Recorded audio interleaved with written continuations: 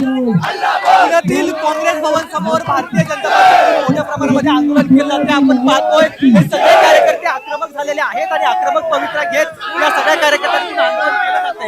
अशा पद्धतीने तुम्ही काँग्रेस भवन समोर धडकलाय, तुमची नेमकी भूमिका काय आहे? आमचा एकच भूमिका की या सपकाळचा काँग्रेसचा प्रदेशाध्यक्ष आहे तो टिपू सपकाळ यांनी माफी मागावी।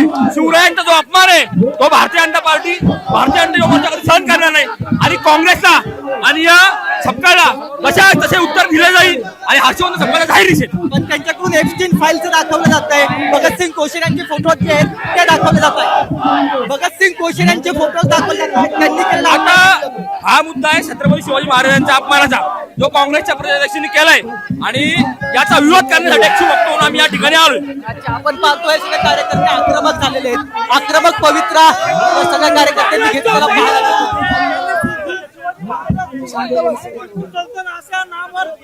ह्याची त्यांनी विनवणी केली की शिवाजी महाराज आणि सुलतान हे एकत्र। पाहतोय की या सगळ्या आंदोलनात पुण्याचे महापौर मंजुषा नागपुरे जे आहेत त्या देखील सहभागी झालेल्या आहेत। पुण्याच्या नवनिर्वाचित महापौर मंजुषा नागपुरे देखील या संपूर्ण आंदोलनामध्ये आता सहभागी झालेल्या आहेत आणि त्यांनी देखील काँग्रेस भवन समोर येण्याचा निर्णय जो आहे तो घेतलेला पाहायला मिळतो आणि त्यांच्या माध्यमातून देखील या आंदोलनाला जो आहे तो पाठिंबा दिला जातोय। स्वतः मंजुषा नागपुरे ज्या की पुण्याचे नवनिर्वाचित महापौर आहेत त्या देखील या संपूर्ण आंदोलनामध्ये जे आहेत त्या आलेल्या पाहायला मिळत आहेत आणि हे आंदोलन जे आहे ते अगदी काँग्रेस भवन समोर केलं जात आहे आणि काँग्रेस भवन समोर मोठी गर्दी जी आहे ती झालेली आहे।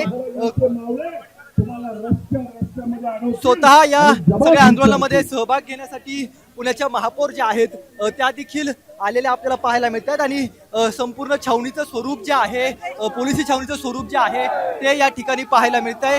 या संपूर्ण आंदोलनामध्ये मोठ्या प्रमाणामध्ये पोलिसांची जी आहे ती दमछाक होणार असं चित्र सध्याच्या घडीला दिसतंय। त्यामुळे हे सगळे कार्यकर्ते जे आहेत ते कमालीचे आक्रमक आहेत। या सगळ्या कार्यकर्त्यांच्या माध्यमातून हे आंदोलन जे आहे ते भाजप कार्यालयासमोर केलं जात आहे।